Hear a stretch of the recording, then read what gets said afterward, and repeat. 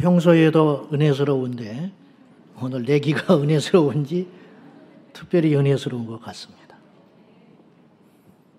성경 속에 등장하는 이름들은 허투루 지어진 이름이 별로 없습니다.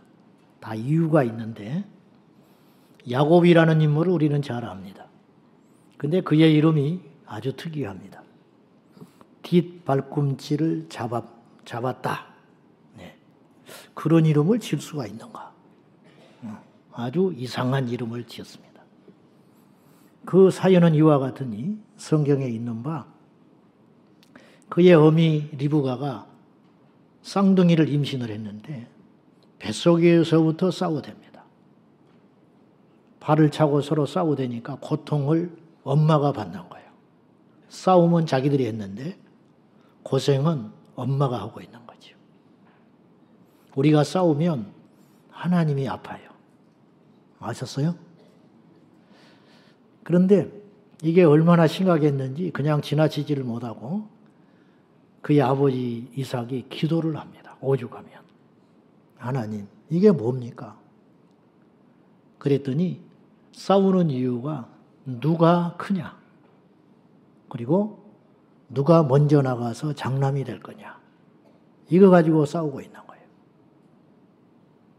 그리고 마침내 태어났는데 큰아들이 태어나서 에서가 되었고 둘째로 태어나는 게 억울하고 한스러워서 형 발꿈치를 잡고 나온 아들이 야곱이라는 거예요. 여기서 우리는 두 가지를 깨달을 수 있어요. 첫째는 인간은 죄인이다. 태어나서 죄인된 게 아니고 모태에서부터 죄인이다. 그래서 다윗이 고백하잖아요. 모태로부터 나를 죄악 중에 출생하셨다고. 여러분, 그래서 예수를 믿어야 되는 거예요.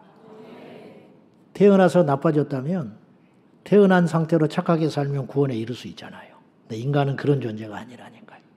두 번째로 뱃속에서부터 인간은 크고자 하는 욕구가 있더라는 거예요. 인정욕구, 명예욕구. 이것은 배워서 된 게 아니고 우리 안에 숨겨져 있는 본능이라는 거예요. 우리가 이렇게 사회적 위치나 또 스스로 위신이 깎일까 봐 표현을 안 하는 것뿐이지 우리 모두가 인간의 본능대로 산다면 다 이기고 싶고 높아지고 싶은 욕구가 있더라는 거예요. 오늘 우리 교회가 창립 20주년을 맞이하여 임직식을 갖게 된 뜻깊은 날입니다. 돌이켜보니 2005년에 시작된 우리 교회가 5번째 임직식을 갖게 됐습니다.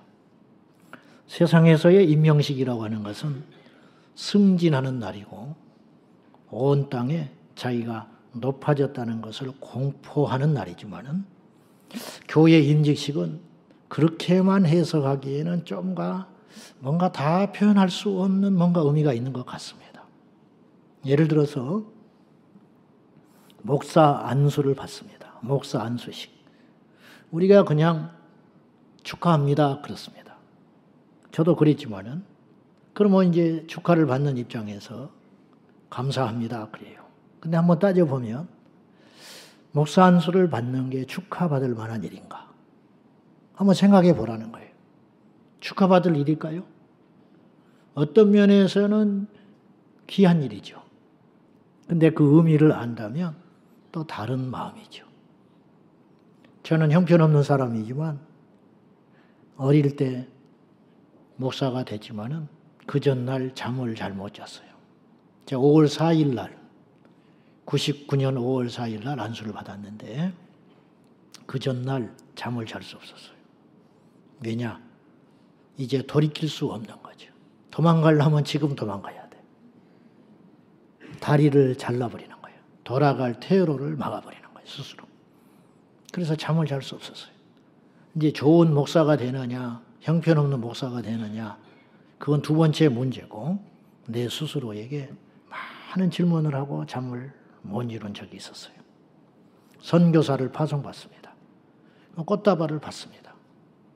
꽃다발을 받을 만한 일인가?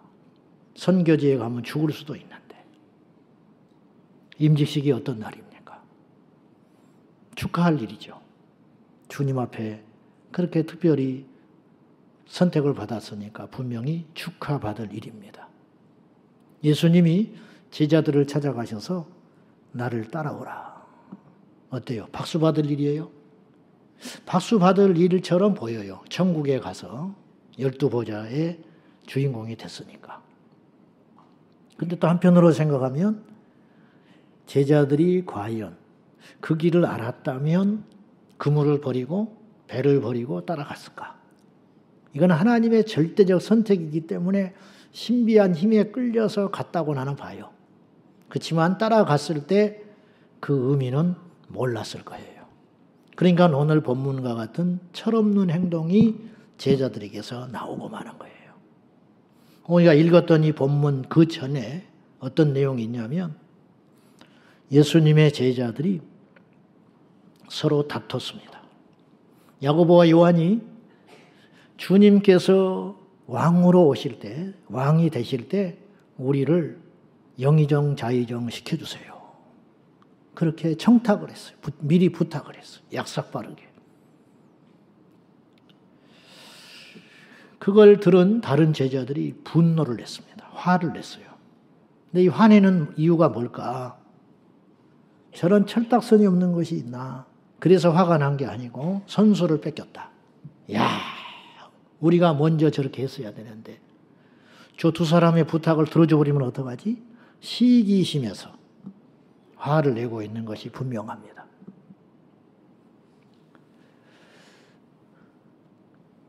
이 본문은요, 훗날의 제자들이 기독교 공동체의 대단한 분들이 되거든요. 12제자들은. 사도가 됐잖아요. 성경을 편집하는 것이 가능했다면 이런 대목은 빼야 되는 내용일 만큼 부끄러운 이야기예요. 철이 없었을 때 이런 행동을 했지만 훗날의 제자들이 성경을 난도질할 수 있었다면 이건 빼야 되는 거예요. 이거 외에도 철없는 행동들이 제법 나오잖아요.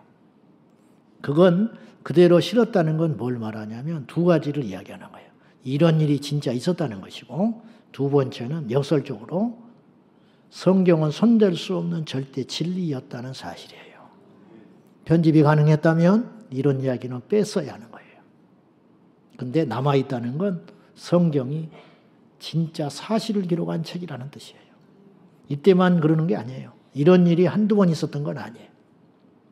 예수님이 최후의 일주일 중에 금요일 날 십자가에 달려서 죽으셨습니다. 근데 그 전날 목요일 날 제자들과 함께 마지막 식사를 해요. 제자들은 마지막인지 몰랐어요. 그리고 나서 산으로 데려가셔서 기도하고 그날 저녁에 잡히셔서 재판받고 십자가에 속전속결로 죽으시거든요. 이렇게 빠른 재판은 세계 역사에 없는 재판이에요. 몇 시간 만에 죽으셨어요. 근데 그렇게 기뻐하게 돌아가는 상황 마지막 때 이때는 뭐 몰라서 그렇다 치자고요. 근데 그때는 그러면 안 되거든요. 근데 그 최후의 만찬 식사할 때도 으르렁거리고 싸웠습니다. 누가복음 22장에 그 이야기가 나와요. 이쯤 되면 이해가 안 가는 거죠. 한심해 보이죠. 근데 한심한 사람들이 이들만 있는 게 아니고 우리도 거의 비슷해요. 저에게도 그런 모습이 너무 많습니다. 우리는 세상에서 교회로 들어왔어요. 그래서 에클레시아라고 그러는 거예요. 에클레시아라는 말, 히라보로 교회라는 말은 어디로부터 불러 모았다 그런 뜻이에요. 에크, 어디로부터? 세상으로부터 우리를 불러가지고 따로 모이게 한 거예요. 이게 교회예요. 그러니까 세상의 사람들 같이 살면 안 돼요. 따로 모아놨기 때문에. 공부 잘한 사람들만 모아놨어요. 여자들만 모아놨어요. 그건 달라야 되잖아요. 특이한 집단이 됐잖아요. 그런데 어찌된 일인지 따로 살라고, 특별하게 살라고, 말씀대로 살라고 우리를 불렀는데 우리는 전혀 특별하지가 않아요. 물론 교회는 1학년에서 6학년까지 모여있는 집단이에요. 어떤 사람은 1학년으로 입학했다가 6학년이 됐어요. 근데 10년, 20년, 50년을 다녀도 1학년으로 머물러 있는 경우가 있어요. 답답한 일이죠. 우리는 교회에 들어왔지만 세상의 사고를 완전히 버리지 못한 채 옷만 갈아입은 사람처럼 옷 갈아입는다고 달라질 건 없잖아요. 남이 볼 때는 달라졌지만 사실은 자기는 달라진 게 없어요. 도둑놈이 옷 차려입는다고 신사가 되는 건 아니잖아요. 그래서 우리는 장소와 명칭, 호칭만 달라졌지 교회 안에서도 여전히 습성이 남아있는데 그 중에 하나가 버리지 못하는 습성 중에 하나가 뭐냐면 높아지려고 하는 습성이라는 거예요. 동창회 가서 높아지려고 하잖아요. 세상에 가서도 높아지려고 하고 인정받으려고 하잖아요. 근데 에클레시아 안에 와서도 그러더라는 거예요. 그래서 끊임없이 우리가 입에 달고 사는 말이 있는데 무시받았다. 그리고 섭섭하다. 상처를 입었다. 왜 나만 그래야 되냐. 그런 이야기를 표현하기도 하고 속으로도 꽉 들어차 있는 경우들이 많다는 거죠. 안 바뀐 거예요. 오늘 제자들처럼. 예수님의 제자 됐잖아요. 그런데 이러면 안 되거든요. 근데 누가 크냐. 이거는 세상 사람이나 하는 짓이에요. 전혀 어울리지 않는 행동을 한 거죠. 성령 받고 부활하신 주님을 목격하고 성령 받고 난 다음에 제자들은 이렇게 살지 않아요. 그건 우리에게 뭘 말하냐면 예수님을 만나면 그렇게 될 수 있다라는 뜻이에요. 못 만나니까. 즉 제자들이 여전히 주님의 기적, 병 낫는 정도의 기적이 아니에요. 무리를 걸으시고 오병이어가 나타나고 죽은 나사로를 살리는 주님만이 할 수 있는 기적. 그런 기적을 보고도 여전히 누가 더 크냐. 어울리지 않지요. 다움을 잃어버린 거예요. 다움. 정체성이 없는 거예요. 저는 보수적인지 원칙주의자도 아닌데 나는 한없이 부족하고 못난 사람이지만 어떤 생각이 있냐면 다 와야 한다. 교회는 교회에 다 와야 돼요. 목사는 가난하고 세상에서 어떤 평가를 받더라도 목사 다 와야 돼. 세상이 물구나무로 서도 앞으로 수천 년이 흘러도 목사는 목사여야 한다고 믿는 사람이에요. 장로는 장로다워야 돼. 여자는 여자다워야 되고 권사는 권사다워야 되고 집사는 집사다워야 돼요. 교회는 교회여야 해요. 무조건. 그렇게 살고 안 살고는 둘째고 원칙은 그래야 한다. 그런 뜻입니다. 오늘 본문에서 주는 교훈이 있습니다. 첫째 교훈이 뭐냐? 교회와 세상은 달라야 한다. 그런 뜻입니다. 자, 42절부터 44절까지 볼까요? 자, 시작. 예수께서 불러다가 이르시되 이방인의 집권자들이 그들을 임의로 주관하고 그 고관들이 그들에게 권세를 부리는 줄을 너희가 알거니와 너희 중에는 그렇지 않을지니 너희 중에 누구든지 크고자 하는 자는 너희를 섬기는 자가 되고 너희 중에 누구든지 으뜸이 되고자 하는 자는 모든 사람의 종이 되어야 하리라. 너희 중에는 그렇지 않을지니 너희는 그렇게 살면 안 된다. 어떻게 살면 안 되느냐면 세상에 있는 사람들은 권세 있는 사람, 힘 있는 사람, 통치자들은 아랫사람을 부리는 맛으로 살아가는 거야. 와, 그러고 와. 죽어라 그러면 죽은 신용도 해. 그런 당연하게 그런 갑질이라 할까요? 그런 권세를 누리는 걸 당연하게 생각해. 그걸 이상하다고 생각하지도 않고 나쁘다고 생각하지도 않아. 그러나 너희는 그렇게 살면 안 돼. 왜?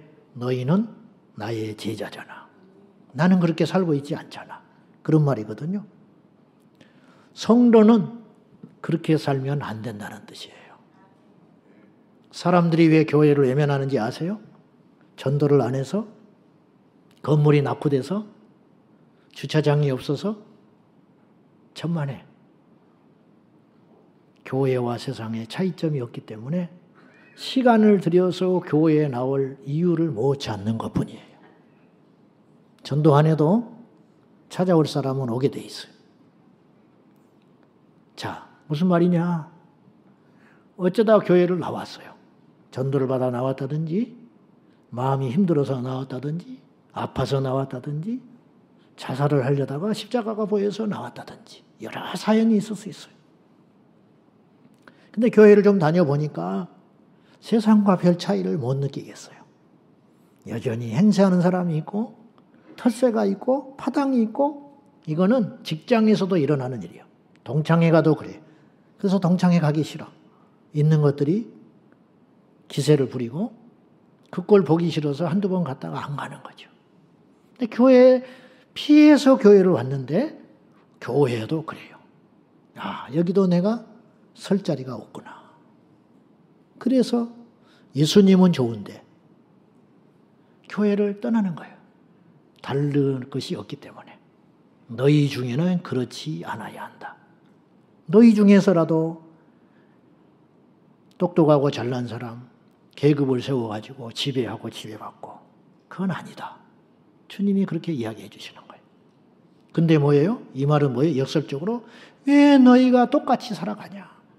왜 그렇게 높은 데만 오르려고 그러고 큰 자만 되려고 하고 1등만 되려고 하는 거야 도대체.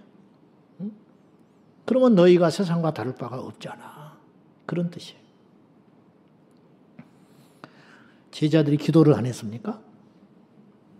제자들이 하나님, 예수님께 충성을 안 했겠어요?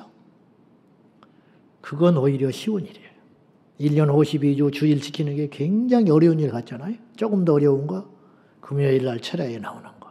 더 어려운 거 새벽 기도하는 거. 힘든 거 같잖아요. 근데 평생 새벽 기도 한 사람이 있어요.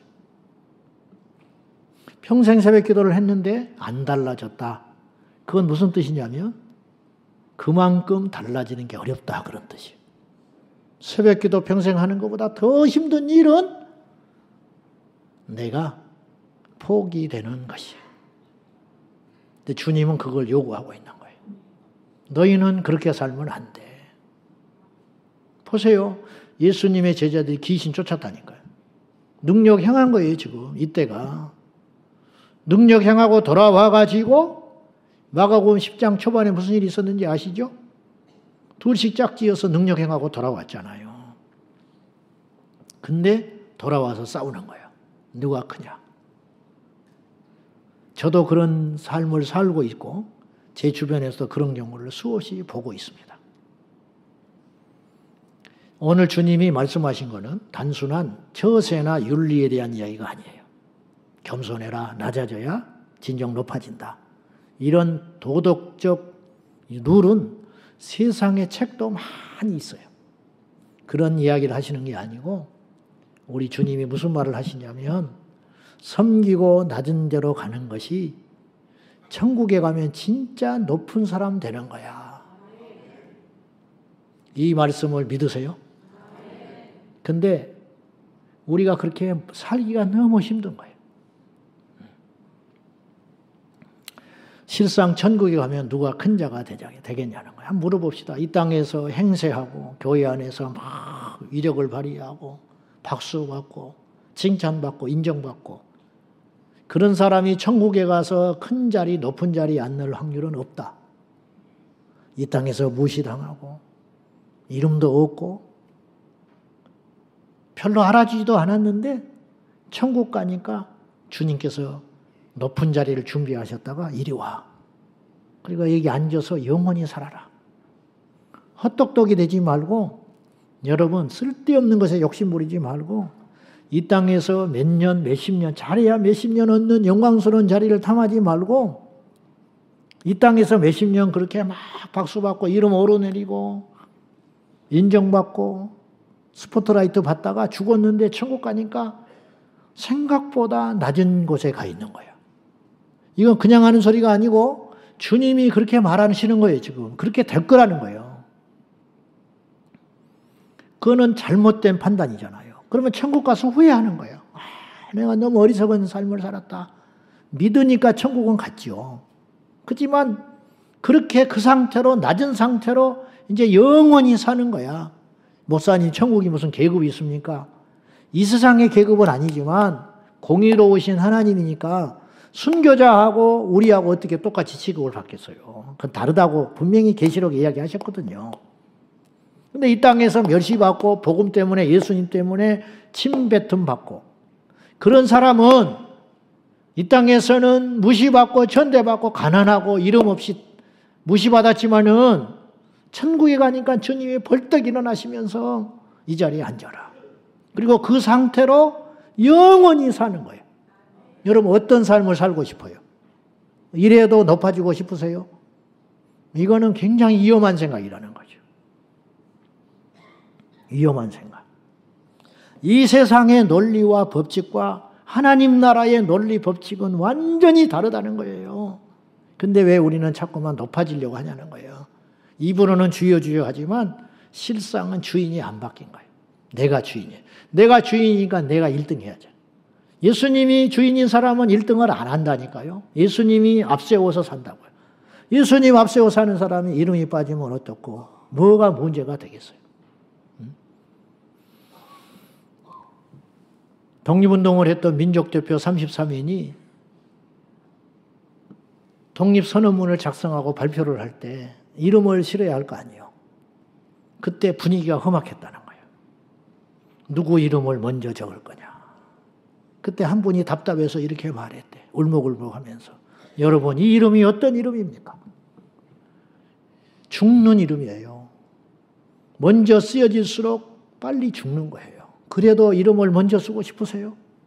가지고 예수 믿는 사람 33명 중에 16명이 목사님, 장모님이었어요. 다 물러난 거예요.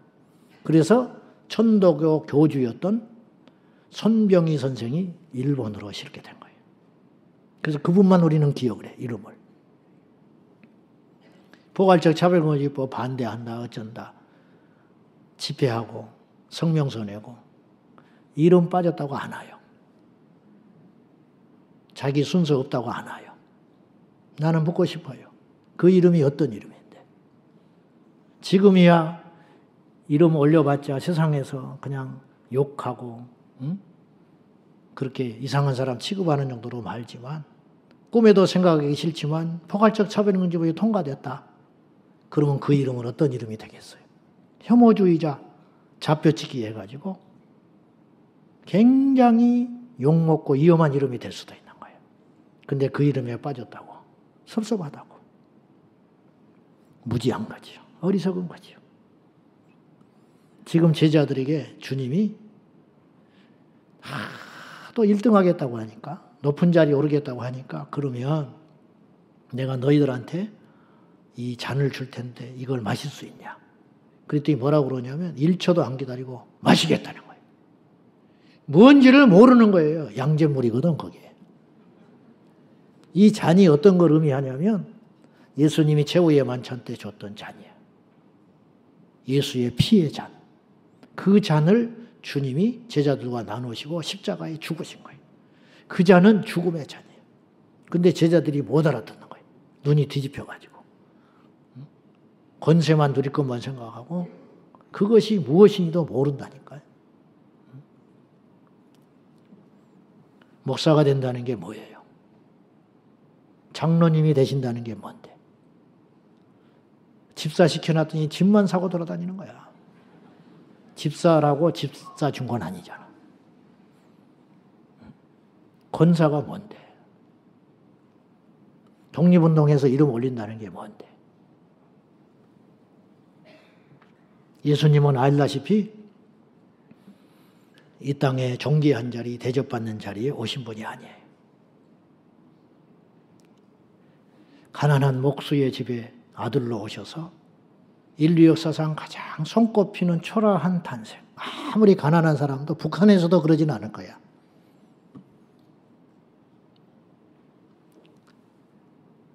먹이 구이에 놀 자리 없어서 눕혀놓고 마국간에서 태어난 아이가 얼마나 있어요. 예수님은 그렇게 태어나셨어요. 우리가 입버릇처럼 하는 말이 저도 그렇고 여러분도 그렇고 예수님 닮기 원합니다. 그러잖아요. 예수님 닮기 원하시죠? 이제 겁이 나서 대답을 못해. 예수님 닮기 원하는 게 우리 소원이잖아요. 근데 오늘 제자들과 똑같아. 나를 따라오너라. 따라 나섰어.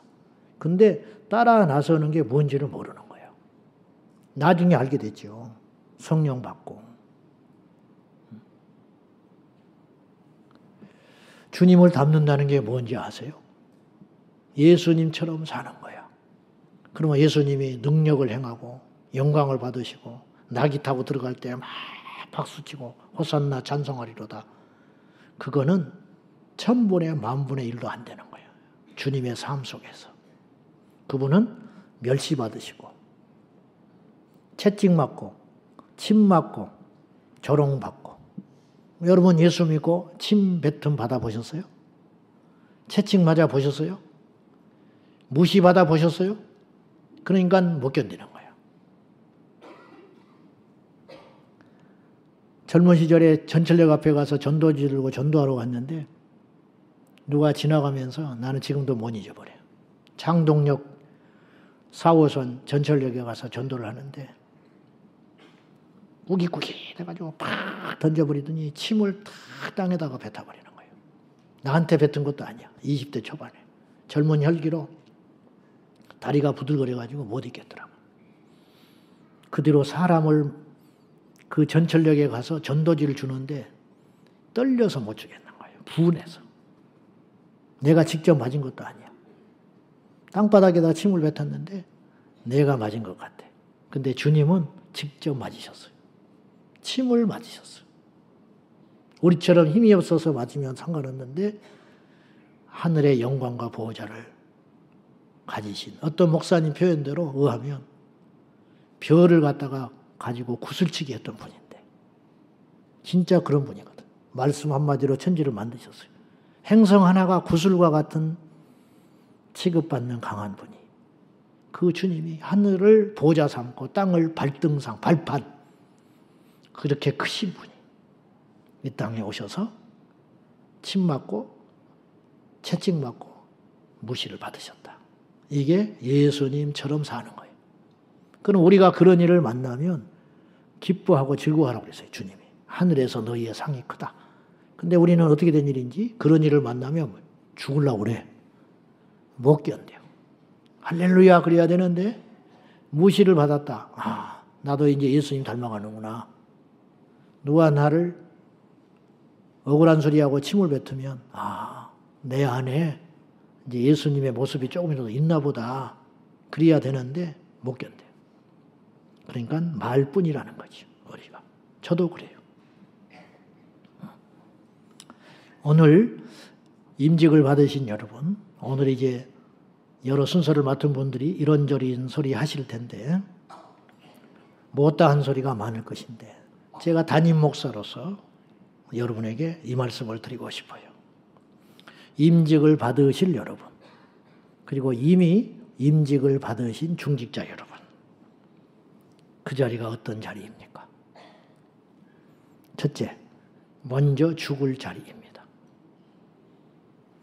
내가 죽고 예수님을 위해 죽고 교회를 지키기 위해 죽고 나라와 민족을 위해서 죽어야 할 자리입니다. 알고나 받으셨어요? 알고나 받으시려고 하는 거예요? 너무 거창한 이야기일까요? 제가 말했잖아요. 원칙을 지키자고. 교회는 그런 곳이어야 해요. 너희 중에는 그렇지 않을지니. 세상에는 직급이 높아가면 행세하고 사람 부리고 그러는 거라니까요. 그러나 우리는 그러지 말라고 주님이 하신 거예요. 직분을 받았느냐? 그러면 더 낮아진 곳으로 가라. 그 말이에요. 더 고달프게 된다는 거죠. 만약에 우리 교회에서 죽어야 하는 일이 나온다면 세상이 뒤바뀌어가지고 예수 믿는 게 불법한 일이 벌어졌는데도 우리는 예배를 드려야 되잖아요. 처음에야 뭐가 뭔지, 코로나가 뭔지, 그래. 세상에 빛이 돼야 되니까 그렇게 하자. 그럴 수 있다고 봐요. 100번 양보해서. 그러나 영원히 그러라고 하면 못해요. 이제 법이 문제가 아니고 다른 사람이 무슨 시야가 문제가 아니고 우리가 살기 위해서 목숨 걸고 예배를 드려야 되잖아요. 우리가 몇 달이니까 코로나가 끝날 걸 보니까 참았지 영원히 예배 못 드려. 그럼 우리가 어떻게 견딥니까? 그건 아니에요. 그건 때려 죽여도 못할 일이야. 그런 일이 닥칠 때 누가 제일 먼저 죽어야 되냐는 거죠. 말할 것 없습니다. 장담은 못하지만 목사인 내가 먼저 일본으로 죽는 거야. 암 걸려도 죽고 교통사고 나서도 죽는데 주님을 위해서 죽는다는 건 영광스러운 일이죠. 그 다음에 장로님들 죽는 거야. 그 순서예요. 임직자가. 그 다음에 안수집사님, 권사님 이렇게 죽는 거예요. 그게 맞아요. 큰아들이 둘째 희생하잖아. 옛날에 가난할 때 아버지가 아들 불러가지고 큰아들 불러가지고 네가 희생해라. 대학 가지 마라. 울면서 순종했어. 그리고 공장에 들어가는 거예요. 그 동생들 대학 보냈어. 그거예요. 섬겨라. 네가 희생하면 우리 식구가 다 산다. 그래서 집안이 일어난 거죠. 예수 믿는 것도 그런 거라는 거죠. 누가 먼저 죽는다고요? 중직자 순서대로 죽는 거예요. 교회 안에 계급이 있다면 그 계급밖에 없어요. 죽는 순서예요. 그거 알고 받으시는 거예요? 그거 알고 좋아하시는 거예요? 누가 제일 많이 헌신해야 됩니까? 누가 제일 많이 예배해야 됩니까? 누가 제일 참아야 돼요? 누가 제일 많이 견뎌야 돼요? 누가 제일 많이 억울해야 됩니까? 말할 필요 없습니다. 내가 주는 자를 마실 수 있느냐? 마시겠습니다. 알고 대답했냐 이 말이죠. 두 번째, 그 자리가 어떤 자리냐? 본이 되는 자리. 바울이 고린도전서 11장 1절에 내가 그리스도를 본받는 자가 된 것처럼 너희는 나를 본받는 자가 되라. 본, 근본 본자예요. 흔들리지 않는 거예요. 기준. 예수를 믿는다면 저분같이 믿는 거. 우리 장로님 같은 장로가 되는 게 내 꿈이다. 우리 아버지 같은 아빠가 되는 거. 우리 엄마 같은 엄마가 되는 거. 우리 셀 리더 같은 리더가 되는 거. 그게 본이야. 딱 본. 그거. 그렇게 되라는 거예요. 그렇게. 가장 이상적인 교회. 세상과 다른 에클레시아. 멋이 흐르는 교회가 우리 제자강성교회가 되기를 원합니다. 그러면 그런 교회는 어떤 교회냐? 섬기는 교회여야 된다. 모든 교회가 다 섬기는 교회라고 표를 걸어놨어요. 마치 우리 학교 다닐 때 교훈, 정직 그 밑에서 컨닝한다고. 그런 것처럼 섬기는 교회 해놓고 그 밑에서 싸우면 어쩌자는 거예요. 서로 야곱이 되겠다고 하면 어쩌자는 거예요. 벼가 익을수록 고개를 숙이듯 이제 중직자가 되므로 더 겸손해져야 됩니다. 더 낮은 데로 가십시오. 무거워지면 밑으로 가라앉을 거 아니야. 중직자가 됐으니 거칠고 험하고 후미진 데로 가라 이 말이에요. 청소하시고 주차 봉사도 하시고 결제만 하는 사람이 되지 말고 팀장만 되는 것이 아니고 팀장이 됐으면 더 많이 해라. 이게 하나님 나라 비밀이라. 이게 하나님 나라의 질서라는 거예요. 저는요, 인직받는 그 주일에는 항상 이 이야기를 해왔어요. 조덕삼 장로의 이야기입니다. 교회를 오래 다니신 분들은 수차례 들었을 거예요. 전라북도 김제 금산리에 가면 금산교회라고 있습니다. 지금도 있습니다. 기역자 교회. 왜 기역자냐? 남녀가 못 보게 이렇게 꺾어서 만든. 그 당시에는 그런 문화였으니까. 그리고 가운데 천막을 쳤어요. 서로 못 봐. 그 교회를 설립한 분이 조덕삼이라는 분이에요. 이분은 김제에서 인삼, 비단 장사 해가지고 큰 돈을 벌었어요. 그러니까 지주가 됐습니다. 그러던 어느 날 종이 되겠다고 자처한 청년이 하나 나타났어요. 경남 김해에서 허기진 배를 움켜쥐고 나타났어요. 종 삼아 주시라고. 근데 그때 조덕삼이 선교사의 복음을 듣고 돈이 있으니까 사랑채를 내줘서 성경 공부를 하면서 예수를 믿고 있었어요. 기독량으로 종이 된 이자익이 성경을 듣고 있다가 예수님을 믿게 돼요. 그래가지고 조덕삼이 세운 금산교회에 같이 출석을 합니다. 그러니까 집에 오면 주인하고 종인데 교회에 가면 동등한 입장이 되는 거죠. 희한한 일이 벌어진 거지. 그리고 1907년에 선교사님이 두 사람을 집사로 임명을 했어요. 그리고 마침내 2년 후에 1909년에 장로 투표가 있었습니다. 그때 이자익 종은 주인 조덕삼보다 15살이 어렸습니다. 그리고 종이라니까요. 부하 직원 정도가 아니에요. 종이에요. 근데 개표를 하고 나니 조덕삼은 떨어져 버리고 그의 종인 이자익이 장로가 돼버린 거예요. 훗날에 그 선교사님은 그날의 일화를 이렇게 기록으로 남겼어요. 그때 나는 금산교회는 끝났다고 생각했다는 거예요. 이제 금산교회는 두 쪽 났다. 그 교회를 조덕삼 집사가 다닐 수 있겠는가? 분명히 나가서 교회를 세울 거다. 큰 시험이 왔다. 그래서 벌벌벌 떨고 발표를 했어요. 장로가 떨어진 것도 문제지만 어떻게 얼굴을 들고 다닙니까? 종한테 밀려가지고 장로가 못 됐다. 자기 가족을 어떻게 볼 거야? 자기가 교회 세웠다니까요. 자기가 11조를 줘야 해야 현실적으로 교회가 움직여요. 근데 자기를 성도들이 인정을 안 해준 꼴이 됐잖아요. 그 교회를 다닐 수 있겠어요? 응? 다닐 수 있겠어요? 집사님, 양 집사님 다닐 수 있겠어? 아니, 대답 좀 해봐. 떨어져도 다닐 수 있어? 부인 집사님은 다닌대. 부인이 대답하는 게 아니요. 다닐 수 있겠어요? 권사님은? 다닐 수 있어. 할 말이 없네. 문 집사님 다닐 수 있겠어요? 못 다녀? 뭐 자랑이라고 못 다닌다고 그래? 그러지 말라고 기껏 설교했더니만은 장로님은 어떠세요? 어렵겠어요? 예수를 떠나지는 않지만 몰라 떠날 사람도 있을지 몰라. 보통 일이 아니지. 남의 말은 좋게 들려요. 야, 그런 미담이 있더라.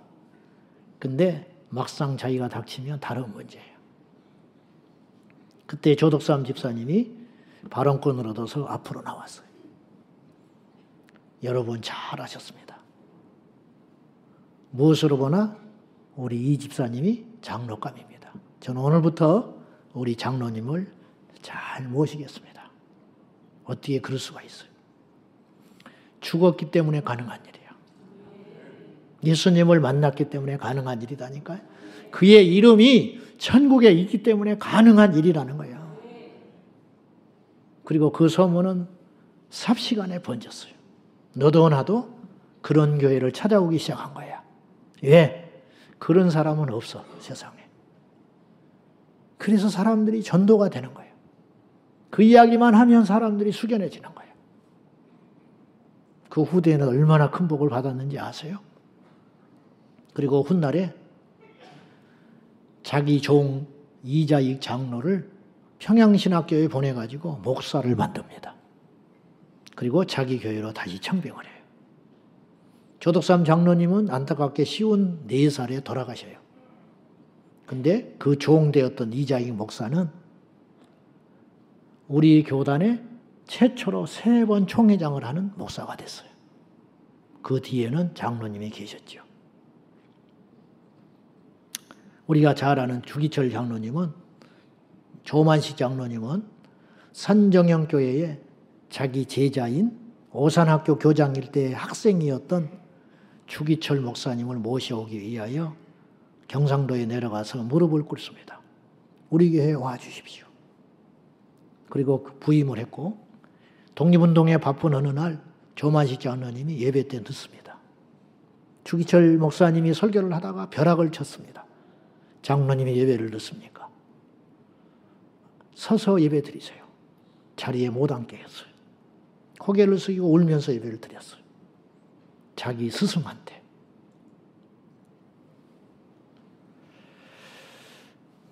그러면 맨날 장로한테만 그렇게 하고 목사는 뭐냐? 어떤 목사가 됐든지 간에 어떤 장로님을 만나든지 간에 우리 할 일을 하면 돼. 이 사람 때문에 내가 말씀을 떠날 필요는 없는 거지요. 나도 주기철 목사님 같은 목사님 만났으면 나는 그런 장로 될 거예요. 그 사람은 거짓말하고 있는 거야.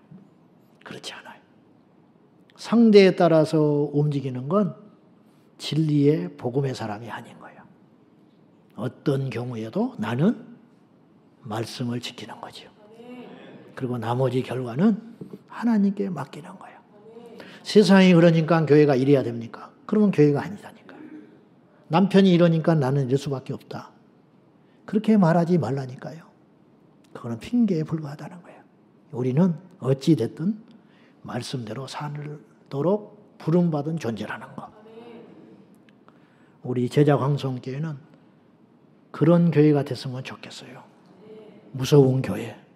그런 교회를 얼마나 무서워하겠어, 사람들이. 숫자가 많다고 무서워하지 않아요. 세상과 달라야 무서워해요. 세상 같지 않아, 교회 와서 보니까. 이건 무서운 것이구나. 그때 매력이 느껴지는 거야. 나도 이런 데 다니고 싶다. 그것이 주님이 원하시는 교회고 제자라는 거죠.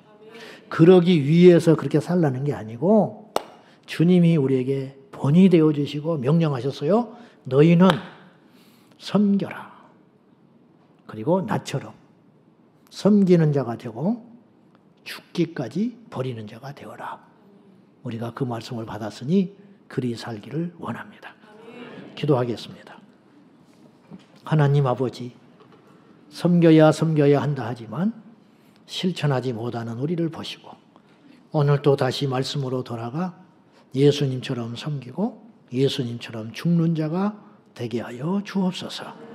예수님의 이름으로 기도하옵나이다. 아멘.